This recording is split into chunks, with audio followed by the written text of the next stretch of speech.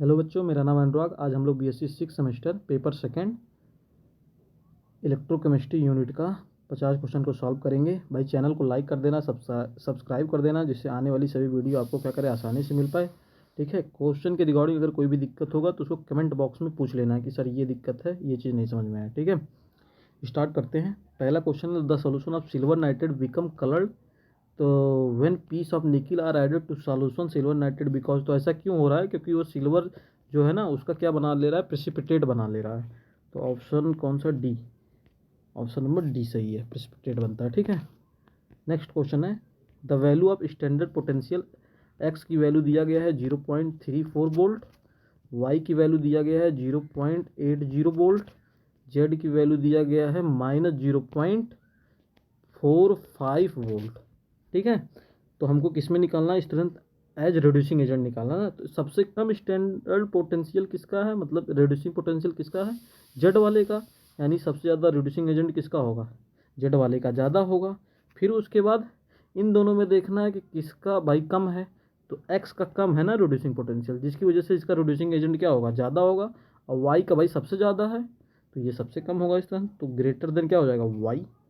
तो कहाँ पे है? Z greater than X greater than Y. ये ऑप्शन नंबर बी सही है। ठीक है, नेक्स्ट क्वेश्चन की ओर बढ़ते हैं। क्वेश्चन नंबर थर्ड है, if M N O P Q R in the increasing order, okay, their standard potential is standard condition half cell combination to half cell maximum cell potential will be obtained. तो इसको क्या किया गया है भाई? इसको क्या किया गया है? इंक्रीजिंग ऑर्डर में रखा है स्टैंडर्ड पोटेंशियल को। ठीक है, तो हमसे क्या पूछा है कि maximum to half cell maximum cell potential will be obtained. तो किस चीज़ का मैक्सिमम मिलेगा? तो वो मिलता है, ये तो सबसे ज़्यादा जिसका होगा एम का, तो एम का तो मिलने वाला है। और जिसका क्या होगा? सबसे कम होगा क्यू का, तो ये मिलेगा, एम एंड क्यू का मिलेगा। ठीक है, नेक्स्ट क्वेश्चन की ओर बढ़ते हैं। Question number 4, what is use for measurement of accurate potential of electrochemical cell. Accurate potential of electrochemical cell, तो गैल्वेनोमीटर है नहीं, एमीमीटर तो होता नहीं, वोल्ट मीटर तो होता नहीं, ये तो तीनों नहीं है। तो चौथे का ऑप्शन नंबर डी सही है, potentiometer. Accurate potential of electrochemical cell measurement करते हैं हम जो लोग। Question number 5, the resistance of any uniform conductor is, पूछ रहा है। तो जो रेजिस्टेंस होता है ना, वो होता है लेंथ के डायरेक्टली प्रोपोर्शनल, वो होता है एरिया के इन्वर्सली डायरेक्ट प्रोपोर्शनल। और इस प्रोपोर्शनल को हटाने के लिए हम लोग क्या करते हैं? एल बाई ए है ना, इसी चीज़ को हम लोग क्या लगा देते हैं? ये रो लगा देते हैं, रो एल बाई ए हो जाता है। ठीक है, रेजिस्टिविटी लगा देते हैं, रो को रेजिस्टिविटी बोलते हैं। जो के होता है उसको बोलता है कप्पा बोला जाता है, और कप्पा को हम लोग बोलते हैं क्या? Specific conductance. तो वो चीज़ ध्यान रखना है। तो पहला क्या? इन्वर्स, इन्वर्स नहीं होता है। दूसरा क्या? प्रोपोर्शनल, तो डायरेक्टली प्रोपोर्शनल ये है ना। एरिया वाला होता तो क्या होता है? Inversely proportional. ये रो क्या होता है? रेजिस्टिविटी होता है। तो वो चीज़ ध्यान रखना, के क्या है? स्पेसिफिक कंडक्टेंस है। ठीक है, पाँचवें का ऑप्शन नंबर सेकेंड सही है। Question number second, which is more raided when the iron plates of steamer are connected with block zinc metal and kept contact या सी वाटर। ठीक है, तो वो होता है जिंक। छठवें का बी सही है। Question number 7, at which temperature ceramic material are known as super conductor, तो 150 केल्विन पे। Question number 8, which of the following reaction is for Daniell cell, तो ऑक्सीडेशन रिडक्शन देखना है डेनियल सेल के लिए। तो देख लो यहाँ पे, कापर 2+ से कापर बनाया, जिंक से जिंक 2+ बनाया, तो सी सही है। आठवें का सी सही है। Question number 9, for the cell reaction take place in the electrochemical cell. ठीक है, तो वो होता है डेल जी लेस देन 0। कहाँ पे? यहाँ पे। 9वें का बी सही है। ठीक है, question number 10, ohm inverse centimetre inverse is the unit of, किसकी यूनिट होती है? वो चीज़ क्या करना है? ध्यान दे। तो जो हमारा कंडक्टेंस होता है वो क्या होता है? वो होता है रेसिप्रोकल ऑफ रेजिस्टेंस, यानी 1/r का। ठीक है, तो सी बराबर क्या हो जाएगा? ओम इनवर्स, क्योंकि रेजिस्टेंस का मात्रा क्या होता है? ओम, तो 1/ओम बराबर क्या हो जाएगा? ओम इनवर्स हो जाएगा। इसी को हम लोग महो बोलते हैं, इसी को हम लोग सीमांश बोलते हैं। हमको पूछा था ओम इनवर्स सेंटीमीटर इनवर्स पूछा है ना यूनिट, तो रेजिस्टेंस होता नहीं है, ये तो होगा नहीं, ओम होता है। ठीक है, स्पेसिफिक कंडक्टेंस का क्या होता है, तो स्पेसिफिक कंडक्टेंस का जो फार्मूला होता है C बराबर होता है कप्पा A/L। तो यहीं से हम लोग क्या कर सकते हैं, इसकी यूनिट को निकाल सकते हैं। ठीक है, स्पेसिफिक कंडक्टेंस की यूनिट को निकाल क्या होता है भाई स्पेसिफिक कंडक्टेंस, तो when electrolyte filled between two electrode contains distance 1 centimetre and cross section area 1 centimetre square is also known as specific conductance. Area क्या कर दो 1 सेंटीमीटर स्क्वायर कर दो, लेंथ क्या कर दो 1 सेंटीमीटर कर दो, ये स्क्वायर कर दो एरिया। तो वही चीज़ क्या है हमारा स्पेसिफिक कंडक्टेंस है। इसकी जो यूनिट होती है स्पेसिफिक कंडक्टेंस की फार्मूला A/L है। तो यहाँ से निकाल सकते हो ना K का मान, तो K बराबर क्या हो जाएगा, K बराबर फार्मूला हो जाएगा C/L/A। C क्या है कंडक्टेंस यानी ओम इनवर्स, L क्या है सेंटीमीटर, एरिया क्या है सेंटीमीटर स्क्वायर, सेंटीमीटर से सेंटीमीटर कट गया तो क्या आएगा ओम इनवर्स सेंटीमीटर इनवर्स। तो ये ओम इनवर्स सेंटीमीटर किसका है भाई, वो होता है ये स्पेसिफिक कंडक्टेंस। किसे कहते हैं तो बता दिए हैं, किसी भी electrolyte field between two electrode contains distance 1 centimetre and cross section area 1 centimetre square is also known as specific conductance. Denote करते हैं कप्पा से, कप्पा बराबर होता है C/L/A। यूनिट क्या होती है ओम इनवर्स सेंटीमीटर इनवर्स। जो हम लोग निकाले थे अभी कैपिटल R बराबर ρ/L/A, तो वो होता है रो होता है रेजिस्टिविटी। तो ओम इनवर्स सेंटीमीटर इनवर्स किसकी यूनिट हो गई, इसकी यूनिट हो गई। तो वो चीज़ क्या करना है तुमको ध्यान रखना है। ठीक है, नेक्स्ट क्वेश्चन की ओर आगे बढ़ते हैं। क्वेश्चन नंबर 11 क्या दिया गया है 11 में भाई, ये है 0.4 0.3 0. इतना इतना which metal is reduced quickly. तो क्वेश्चन नंबर सेकंड की तरह ही है, ये होगा किसमें जिसकी वैल्यू क्या है माइनस कितना है 0.80 ना, तो Ag का होगा। ठीक है, question number 12 how much electricity required to get 1 mole aluminium from AlCl3 solution. How much electricity required to get 1 mole aluminium from AlCl3 solution. AlCl3 solution में 1 मोल एल्युमिनियम का बताना है ना। तो 3 फैराडे और 1 फैराडे बराबर होता है याद रखो 9650 कूलम। इतनी वैल्यू होती है। 1 फैराड को कैसे डिफाइन करेंगे, तो quantity of electricity which required to deposited 1 gram equivalent weight of any substances. तो Ag सिल्वर नाइट्रेट का चेक किया गया था Ag 1 मोल के लिए, तो कितना होगा 3 फैराडे होगा, 3F होगा। ठीक है, तो 12 का ऑप्शन नंबर ए सही है। Question number 13 which of the following factor does not affect the migration of ion in a solution. कौन सा फैक्टर माइग्रेशन ऑफ आयंस में क्या करता है सॉल्यूशन में इफेक्ट नहीं डालता है। ठीक है, माइग्रेशन ऑफ आयंस होते क्या हैं, तो माइग्रेशन ऑफ आयंस का मतलब क्या होता है फ्रीली क्या करें माइग्रेट करें। जैसे कि मान लो मेरे पास कहीं पॉजिटिव आयंस हैं या निगेटिव आयंस हैं, में कोई अट्रैक्शन नहीं मिलता है इन दोनों के बीच में जो इलेक्ट्रोड पे देखते हैं, इसलिए इन दोनों की जो वैल्यू आती थी, जैसे मान लो मेरे पास KCl है, LiCl है, LiNO3 है, KNO3 है, तो दोनों सेल का वो देखा गया K प्लस का आ रहा था, Li प्लस का आ रहा था, LiNO3 वाला जो था इसमें Li आ रहा था, K प्लस आ रहा था। इसकी जो वैल्यू कुछ आ रही थी या इसकी जो वैल्यू आ रही थी, ऐसे दो कंपोनेंट KOH LiOH को लिखा गया, वो सारी वैल्यू क्या आ रही थी कांस्टेंट आ रही थी। इसीलिए हम लोग ये बोल दिए कि माइग्रेशन ऑफ आयंस के अंदर जो होंगे इलेक्ट्रोलाइट्स वाले सॉल्यूशन के जो आयंस होंगे वो क्या करेंगे इंडिपेंडेंट माइग्रेट करेंगे। इसीलिए पॉजिटिव आयंस और निगेटिव आयंस में कोई भी अट्रैक्शन नहीं मिलता है, इसलिए इनकी वैल्यू क्या होती है, यहाँ वाली जो वैल्यू होती है इन सॉल्यूशन वाली की, वो हमेशा क्या आती है कांस्टेंट आती है। ठीक है, लेकिन अगर इसको हम लोग इनफाइनाइट डाइल्यूशन पे किसी इलेक्ट्रोलाइट की इक्विवेलेंट कंडक्टेंस जो होती है पॉजिटिव आयंस के इनफाइनाइट डाइल्यूशन पर इक्विवेलेंट कंडक्टेंस में निगेटिव आयंस के इनफाइनाइट डाइल्यूशन पर इक्विवेलेंट कंडक्टेंस के टोटल के इक्वल होता है। जैसे मान लो लैम्डा इन्फिनेटिव AB है, वो क्या होगा lambda infinitive A plus lambda infinitive B minus. ये चीज़ होता है कोलराउस ने दिया था, जिसकी डायरेक्ट कंडक्टेंस नहीं कैलकुलेट कर पाते हम लोग, तो उसकी इनडायरेक्ट कंडक्टेंस कैलकुलेट करते हैं, जैसे क्या है हमारा वीक इलेक्ट्रोलाइट्स है, ठीक है। तो वही पूछा था कि कौन सा इसमें इफेक्ट नहीं करता है भाई, तो वो चीज़ प्रेशर इफेक्ट नहीं करता। सॉल्वेंट का तो प्रभाव पड़ता है, टेम्परेचर कंसंट्रेशन सब है, लेकिन प्रेशर का कोई भी इफेक्ट नहीं पड़ता है। तो 13 का ऑप्शन नंबर सी चाहिए। Question number 14, Kohlrausch law relates to which of the following property. Kohlrausch law उसको बोला जाता है कि कोई भी weak electrolytes, any weak electrolytes at infinite dilution equivalent conductance sum of the equivalent conductance of the ions at infinite dilution and equivalent conductance of negative ions at infinite dilution. मतलब कोई भी लेमडा इन्फिनेटिव ए बी वाला जो molecules है वो किस में convert हो जाए, लेमडा इन्फिनेटिव पॉजिटिव आयंस के plus lambda infinitive B minus ion के। इसी तरह मोलर कंडक्टिविटी का भी निकाल सकते हो, लेमडा इन्फिनेटिव बराबर क्या होता है वी लेमडा पॉजिटिव इन्फिनेटिव, ठीक है, dilution minus U lambda infinitive जो भी माइनस आयंस ले रहे हैं हम लोग।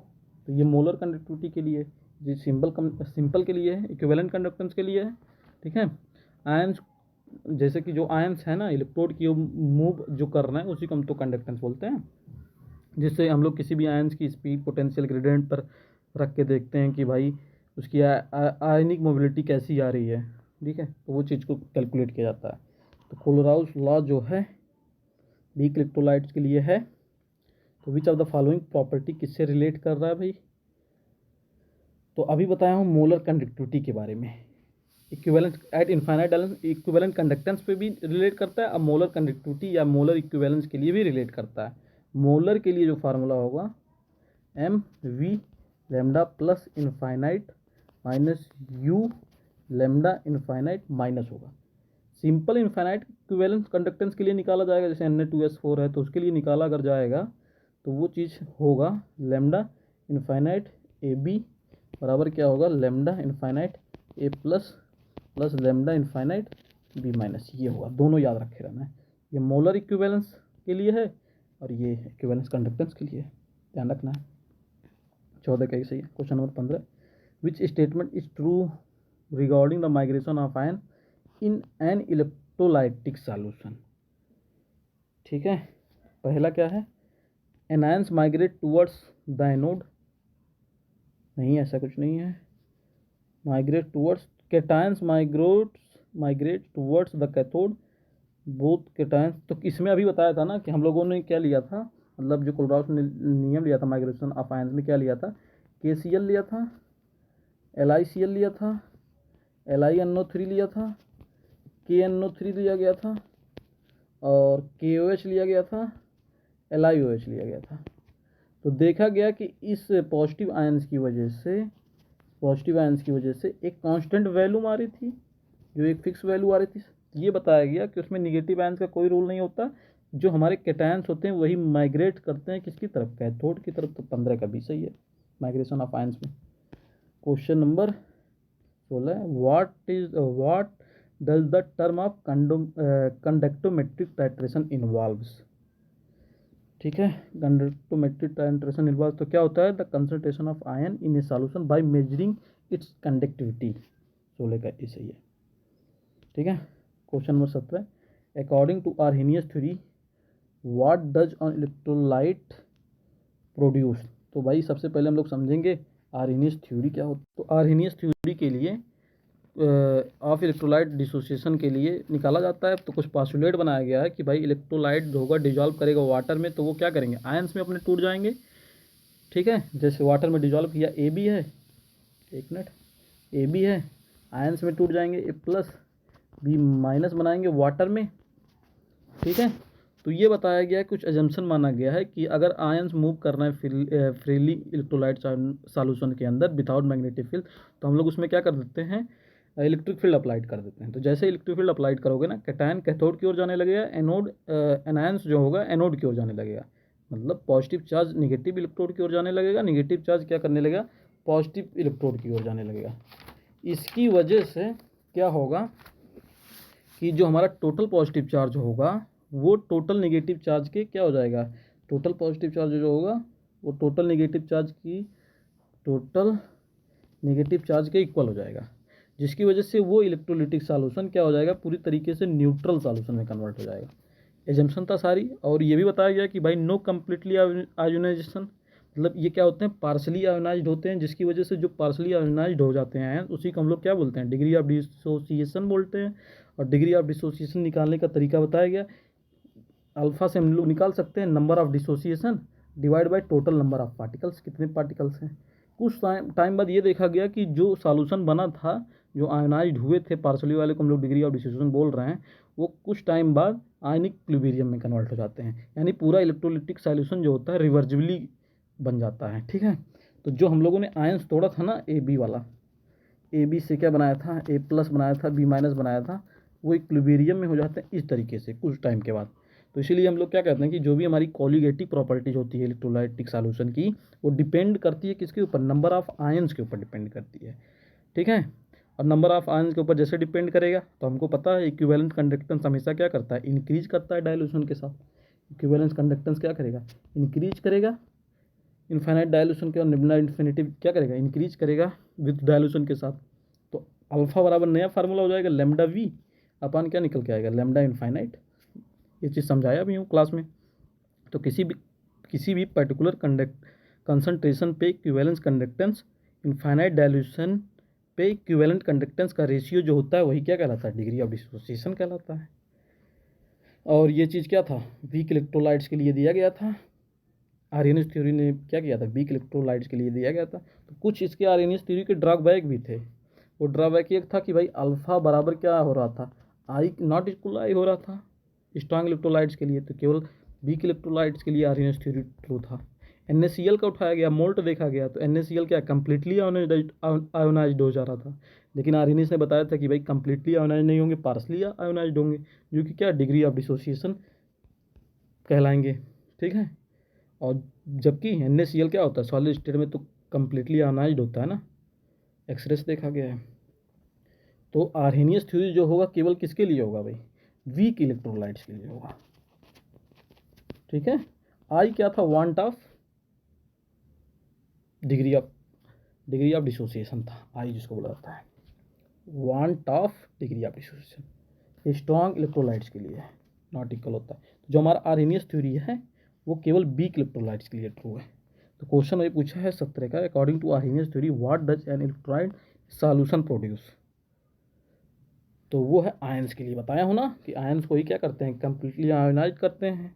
तो कम्प्लीटली आयोनाइज नहीं होते हैं आयंस, पार्सली आयोनाइज्ड हो जाते हैं, जिसकी वजह से डिग्री ऑफ डिसोसिएशन बन रहा है, अल्फा बन रहा है, और dissociation divide by total number of particle से निकाल रहा है।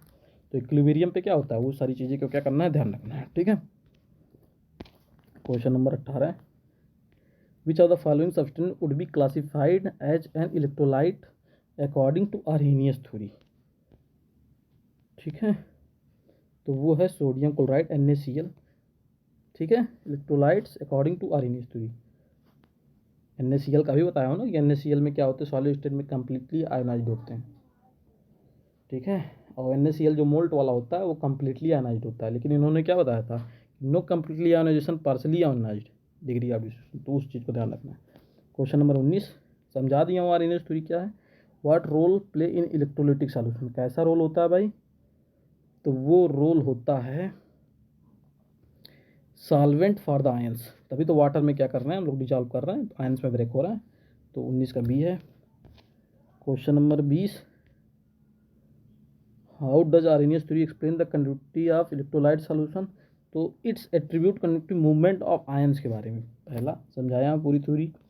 क्वेश्चन नंबर 21 क्या है भाई, कह रहा है calculate the molarity of the solution hydrochloric acid 5 gram, HCl इतना 250 ml में दिया गया है, ये ग्राम में दिया गया है, यानी क्या पूछा है, कैपिटल M पूछ रहा है ना, तो M बाई होता है NYV। ठीक है, तो हम लोग N की वैल्यू निकाल सकते हैं, तो N बराबर होता है मास कितना दिया गया 5 ग्राम बाई मोलर मास, तो मोलर मास HCl का दिया गया 36.46, तो यहाँ से वैल्यू कैलकुलेट कर सकते हो, N की जो वैल्यू आएगी 0.137 मोल आने वाली है। हमको ये चीज़ निकालना था, तो यहाँ लिख लेते हैं N बराबर क्या होगा, N बराबर होगा 0.137 मोल। ठीक, ये तो मिल गया वैल्यू, ये तो मिल गया। V की वैल्यू कितनी है, तो 250 ml दिया गया है, तो उसको क्या करेंगे, लीटर में कन्वर्ट कर देंगे, 1000 से भाग दे देंगे। जैसे ही 1000 से भाग दे दोगे तो वैल्यू कितनी आएगी, 0.250 ml हो जाएगा। अब एन की वैल्यू पता है ना, तो कैलकुलेट कर सकते हैं। तो एन की वैल्यू कितना पता है, 0.137 आया है, डिवाइडेड बाय 0.250। ठीक है, और जैसे इसको सॉल्व करोगे वैल्यू कितनी आएगी, 0.548 m, ये आ जाएगा। m निकाल लेते हैं, तो ऑप्शन नंबर कौन सा सही हो जाएगा, 0 पॉइंट कितना 54 ना, तो समथिंग किसके है, देखो यहाँ पे 0.68, तो ये वाला ऑप्शन सही है। ठीक है, ऐसे क्वेश्चन को सॉल्व किया जाएगा। तो निकाल सकते हो m बराबर n/v, n बराबर क्या होता है, मास अपन मोलर मास, रख के निकाल लोगे, आ जाएगा। ठीक है, नेक्स्ट क्वेश्चन की ओर बढ़ते हैं। Question number 22, according to Arrhenius theory what happens when a strong electrolyte is dissolve in water. तो जैसे ही डिजॉल्व किए, स्ट्रॉन्ग इलेक्ट्रोलाइट्स के लिए तो था नहीं, लेकिन स्ट्रॉन्ग डिजॉल्व इन वाटर में जैसे डिजॉल्व किए थे, तो वो चीज़ क्या हुआ था, इट फॉर्म ओनली आयंस। 22 का बी, अल्फा बराबर क्या हो गया था, alpha not equal to i हो गया था ये चीज़। ठीक है, question number 23, which of the following compounds would be classified as a strong electrolyte based on Arrhenius theory. तो एस्टिक दिया है, अमोनिया दिया, हाइड्रोक्लोरिक दिया, एथेनॉल दिया है। ठीक है, तो वो है hydrochloric acid, HCl। Question number 24, the degree of dissociation of weak electrolyte acetic acid is found to be 0.0, इतना m दिया है, calculate the degree of dissociation. तो निकाल सकते हैं। ओस्टवाल डाइल्यूशन लॉ क्या होता है, तो समझ लो ओस्टवाल डाइल्यूशन लॉ। तो ओस्टवाल डाइल्यूशन लॉ क्या करता है, आर्हेनियस थ्योरी को फॉलो करता है और साथ में लॉ ऑफ मास एक्शन को फॉलो करता है। Law of mass action, law of mass action जानते हैं, के बराबर क्या हो जाएगा, प्रोडक्ट डिवाइडेड बाय रिएक्टेंट्स। तो उस चीज़ को समझना है। ओस्टवाल किसके लिए, स्ट्रॉन्ग इलेक्ट्रोलाइट्स के लिए, स्ट्रॉन्ग का नहीं, स्ट्रॉन्ग के लिए नहीं है, वीक इलेक्ट्रोलाइट्स के लिए है। वो बाद में पता चलेगा कि कैसा वीक इलेक्ट्रोलाइट से कि स्ट्रॉन्ग इलेक्ट्रोलाइट से, एक्सपेरिमेंटल डिटर्मिनेशन से। तो ओस्टवाल डाइल्यूशन लॉ किसके लिए है, आर्हेनियस आयनिक इक्विलिब्रियम के लिए दिया गया है, और साथ में लॉ ऑफ मास एक्शन भी इसमें किया जाता है। तो फार्मूला होता है के बराबर C alpha square by 1 minus alpha. C क्या है, कंसंट्रेशन है। इस इक्वेशन को क्या बोलते हैं, ओस्टवाल डाइल्यूशन लॉ इक्वेशन बोला जाता है। अल्फा क्या है, डिसोसिएशन कांस्टेंट है। वहाँ से हम लोग क्या कर सकते हैं, उस वैल्यू को हम लोग क्या कर सकते हैं, निकाल सकते हैं। वीक इलेक्ट्रोलाइट्स के लिए क्या हो जाएगा, तो ये चीज़ क्या हो जाएगा, इसको हटा देंगे, अप्रॉक्सीमेटली 1 बना लेंगे, तो के बराबर क्या हो जाएगा, सी अल्फा स्क्वायर। ठीक है, वीक इलेक्ट्रोलाइट्स के लिए ये होता है, तो ध्यान रखना है। तो क्या क्वेश्चन था 24 का, तो CH3COH है ना, यानी वीक इलेक्ट्रोलाइट्स है, यानी के अल्फा बराबर क्या है, सी अल्फा स्क्वायर। ठीक है, तो यहाँ से हम लोग क्या कर सकते हैं, ये चीज़ क्या है, के बराबर क्या है, सी अल्फा स्क्वायर। ठीक है, यहाँ से हमको क्या करना था, कैलकुलेट व्हेन द 0, तो डिग्री ऑफ डिस्ट्रीब्यूशन निकालते हैं, अल्फा निकाल सकते हो ना, तो निकाल लेना, अल्फा आ जाएगा, सॉल्व हो जाएगा। ठीक है, फार्मूला याद रखना है, वही फार्मूला क्या है, फार्मूला याद रखना है कि के बराबर क्या होता है, C alpha square by 1 minus alpha. ठीक है, ये तो फार्मूला होता है। तो इसको क्या मान लोगे, वीक इलेक्ट्रोलाइट्स है ना एस्टिक एसिड, तो इसको क्या मान लोगे, 1 मान लोगे। तो के बराबर क्या हो जाएगा, C alpha square. Degree of dissociation पूछ रहा है, यहाँ से अल्फा की वैल्यू क्या करना, फाइंड कर लेना, और आंसर कमेंट बॉक्स में क्या कर देना है, कमेंट कर देना। Question number 25, what is the relationship between degree of dissociation alpha concentration C. तो क्या होता है, अभी मैंने बताया है कि जो हमारा फार्मूला होता है, के बराबर होता है C alpha square by 1 minus alpha. Weak electrolytes के लिए लेंगे तो ये चीज़ 1 हो जाएगा, तो के बराबर क्या हो जाएगा, सी अल्फा स्क्वायर। ठीक है, ये चीज़ है, यहाँ से अल्फ़ा की वैल्यू निकाल सकते हो, तो के बाई क्या हो जाएगा, सी अल्फ़ा स्क्वायर बराबर के बाई सी हो जाएगा। तो अल्फ़ा बराबर क्या हो जाएगा, यहाँ से के बाई सी अंडर रूट में, के क्या है, कांस्टेंट है, यानी अल्फ़ा प्रोपोर्शनल किसके हो जाएगा, 1 अपन सी पूरा अंडर रूट में, तो क्या है अल्फा प्रोपोर्शनल 1 अंडर रूट सी, डी सही है। ठीक है,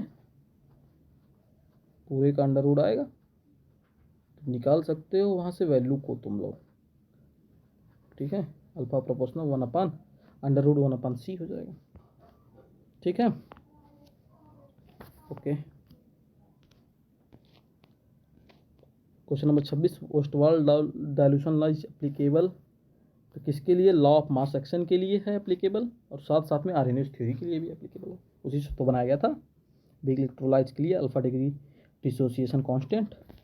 question number 27, Ostwald dilution law degree of dissociation alpha is defined as, तो अल्फा क्या डिसाइड करता है भाई? तो हम लोग जानते हैं डाइल्यूशन लॉ में degree of dissociation of weak electrolytes अगर इंक्रीज हो रहा है तो विथ इंक्रीज कब होगा? जब इंक्रीज डाइल्यूशन भी होगा, दोनों साथ साथ में ही होंगे। ठीक है तो क्या पूछा है, क्या होगा इसमें से 27 का? होगा ratio of actual concentration upon initial concentration, ये चीज़ है। Question number 28, what is the primary purpose of Ostwald dilution? Primary purpose क्या होता है? बताया हूँ अभी कि हम लोग क्या करते हैं कि जो हमारा वीक इलेक्ट्रोलाइट्स है उसको क्या करते हैं डिफरेंट डिफरेंट कंसंट्रेशन में उसके चेक किया जाता है, प्रिडिक्ट किया जाता है। तो ये weak electrolyte different different concentration समझाया हूँ। 29, what is the significant limitation of Ostwald dilution law? Important है ओस्टवाल्ड डाइल्यूशन आएगा। ठीक है, सिग्निफिकेंस बताना ना, क्या बताना? तो सिग्निफिकेंस 29, तो complete dissociation of all solvents, यही सिग्निफिकेशन है। क्वेश्चन नंबर 30, डेवे हकल ऑन-सॉगर इक्वेशन, तो ये चीज़ हमको क्या करना है? डेवे हकल ऑन-सॉगर इक्वेशन में क्या करना है? पढ़ना है, और उस चीज़ को क्या करना है? समझना है।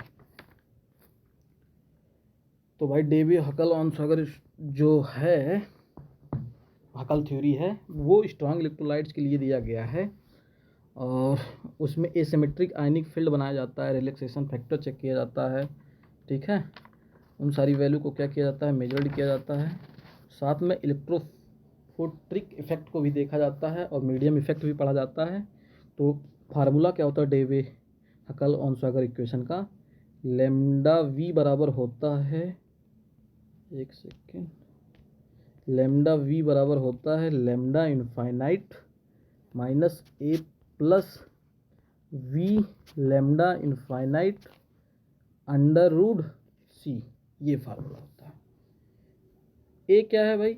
वो है इलेक्ट्रोफोट्रिक इफेक्ट है, उसकी भी फार्मूला होता है, ए बराबर होता है 82.48 dt की पावर 3/2 ईटा, वो फार्मूला होता है। बी क्या होता है उसमें? एसिमेट्रिक या रिलैक्सेशन फैक्टर है जिसको बोला जाता है बी, और उसका भी फार्मूला होता है बी बराबर होता है 8.20 × 10⁵ dt की पावर 3/2। तो वो क्या करना है? ध्यान रखना है। ठीक है, ये क्या है? डबल इक्वेशन है, इस इक्वेशन को भी याद कर सकते हो। तो क्या पूछा था कि what does the double equation describe, कैसे डिस्क्राइब करते हैं? तो the relation ionic strength activity coefficient in the solution, तीसरे का पहला सही है। Question number 31, in the double Huckel Onsager equation gamma represent, तो गामा क्या रिप्रेजेंट करता है? तो रिप्रेजेंट करता है एक्टिविटी कोफिशिएंट को। बी और ए ध्यान रखना है कि ए हमारा क्या है? इलेक्ट्रोफोट्रिक इफेक्ट को रिप्रेजेंट करता है, और बी हमारा क्या होता है? रिलैक्सेशन फैक्टर को रिप्रेजेंट करता है, और गामा हमारा क्या है? एक्टिविटी कोफिशिएंट को रिप्रेजेंट करता है। Question number 32, according to table Huckel on equation बता दिया हूँ।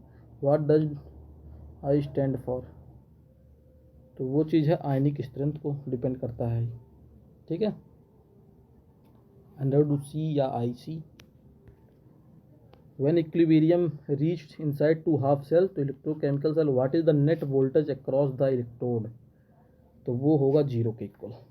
तो 33 का सी सही है। 34, what is the direction flow of electron in an electrolytic cell, तो वो है anode to cathode externally. Question number 35, which of the following condition are satisfied when the cell reaction electrochemical cell is spontaneous, spontaneous है ना electrochemical cell का, तो वो होता है डेल जी लेस देन 0। तो डेल जी लेस देन 0 कहाँ पे है? ऑप्शन नंबर डी सही है। Question number 36, mass conductivity of 0.15 molecularity solution of KCl at इतना टेम्परेचर दिया गया, कंडक्टिविटी इतना दिया गया, सेंटीमीटर इनवर्स। तो निकाला जा सकता है, इसकी वैल्यू को कैलकुलेट कर सकते हो बहुत इजली। तो कैसे निकाला जाएगा? इक्विवेलेंट मोलर इक्विवेलेंस कंडक्टेंस बराबर क्या हो जाएगा, K/C इंटू 1000। ठीक है, K की वैल्यू पता है कितना है, 0 दिया गया होगा 0.0152 डिवाइडेड बाई 0. C की वैल्यू कितनी है 0.15 इंटू 1000 रख देना। जैसे ही इनको सॉल्व करोगे वो वैल्यू आएगी 101 पॉइंट, वो वैल्यू आएगी 101 पॉइंट। इनको सॉल्व कर लेना पूरा, वो वैल्यू आएगी 101.33। ठीक है, यानी 101 आ रहा है। तो 101 कौन सा है, ये वाला 36 का C सही है। ये फार्मूला याद रखना था। क्वेश्चन नंबर 37 क्या पूछा है क्वेश्चन नंबर 37 में भाई, कि कंडक्टिविटी इतनी दी गई है, ये है limiting of molar conductivity of calcium chloride. तो मोलर कंडक्टिविटी निकालना इनफाइनाइट डाइल्यूशन पे कैल्शियम क्लोराइड का। तो कैल्शियम क्या होगा, कैल्शियम +2 Cl माइनस, तो यानी ये चीज़ क्या हो जाएगा, λMCa2 plus 2 into molar conductance infinite वाला Cl माइनस वाला। ठीक है, तो वैल्यू रख के जोड़ लो, वही 119 प्लस 100 कितना गया है,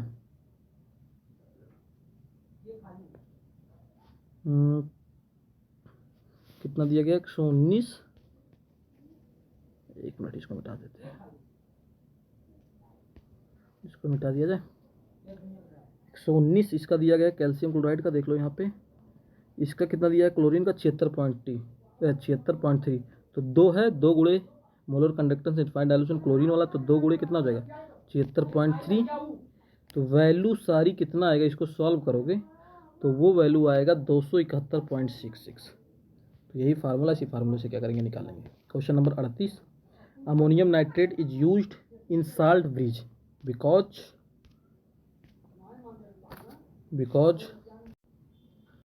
क्या है, तो transport number of NH4+ and NO3 ions are almost equal. तो 38 का ऑप्शन नंबर डी सही है। ट्रांसपोर्ट नंबर क्या होता है भाई, तो ट्रांसपोर्ट नंबर जो हमारा होता है कंप्लीट इलेक्ट्रिसिटी का वो पार्ट जो किसी पर्टिकुलर आयंस के द्वारा ले जाया जाता है, तो उस आयंस का ट्रांसपोर्ट नंबर कहलाता है।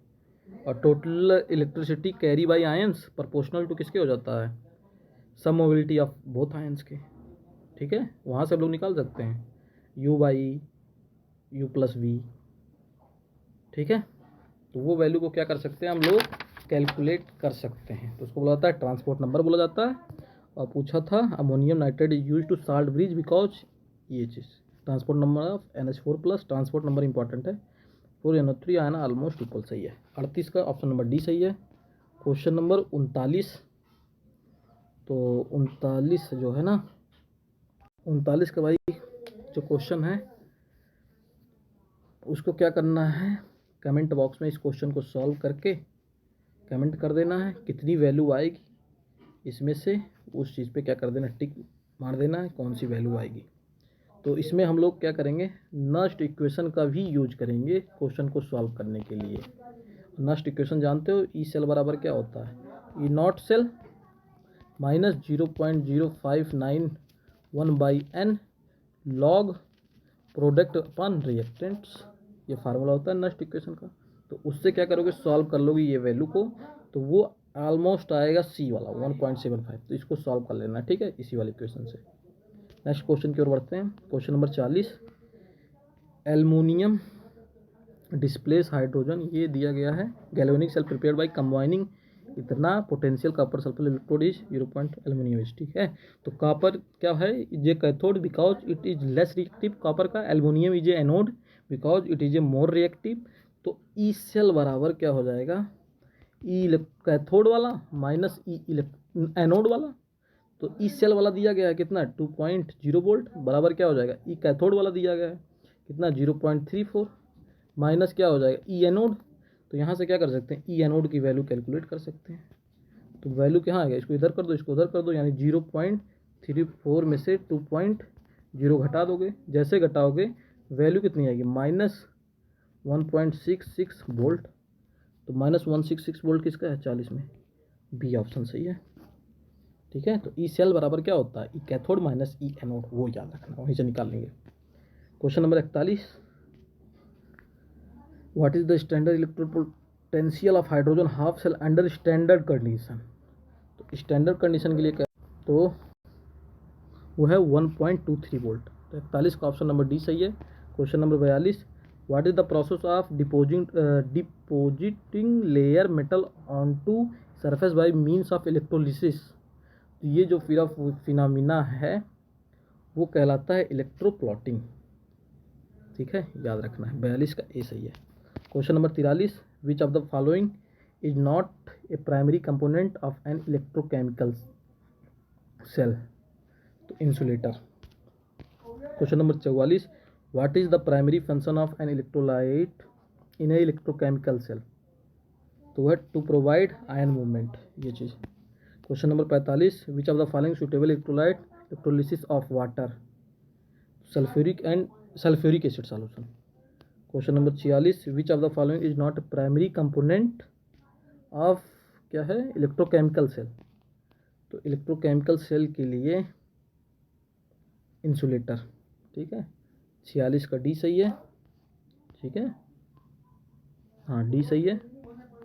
क्वेश्चन नंबर 47, तो ये दिया गया है निकिल का, और सारी वैल्यू क्या पूछ रहा है, तो निकिल क्या है हमारा ऑक्सीडाइज्ड होगा, so it is the anode. और जो हमारा निकिल हो गया ना, और क्या दिया है एजी दिया गया है, एजी क्या है करेगा रिड्यूस्ड करेगा, तो so it is the cathode. तो फार्मूला लगा देंगे ई सेल बराबर ई कैथोड माइनस ई एनोड। तो ई नॉट सेल पूछा है इसमें, तो कितना होगा +0.80 वोल्ट दिया गया है, माइनस क्या कर लेंगे +0.25 वोल्ट दिया गया है, तो घट जाएगा 0.55 वोल्ट आ जाएगा। कहाँ है +0.55 वोल्ट कहाँ है, ये 47 का ए सही है। Question number 48, which of the following factor affect the conductivity of an electrolytic solution. तो कौन सा फैक्टर इलेक्ट्रोलिटिक को अफेक्ट कर, टेम्परेचर से होता है, नेचर से होता है, कंसंट्रेशन से, all the above. Question number 49, the electrical conductivity of an electrolyte solution is directly proportional to the, किसके डायरेक्टली प्रोपोर्शनल होता है, कंसंट्रेशन ऑफ सॉल्यूट पार्टिकल्स। 49 का ही सही है। Question number 50, what is the term of migration of ions under the influence an electric field in A electrolyte solution.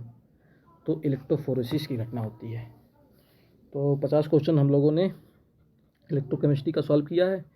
White Davy हाकल theory याद रखना है, ऑन-सागर principal याद रखना है, ट्रांसपोर्ट नंबर याद रखना है, और यूनिट याद रखना है कंडक्टिविटी की, रेजिस्टिविटी की, कप्पा की, स्पेसिफिक कंडक्टेंस की।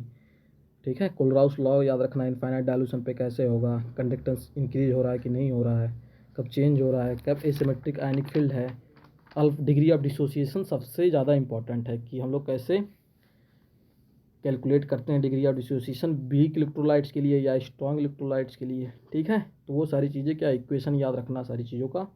ठीक है, पढ़ते रहो। ठीक है, मिलते हैं हम नेक्स्ट वीडियो में। धन्यवाद, हैप्पी लर्निंग।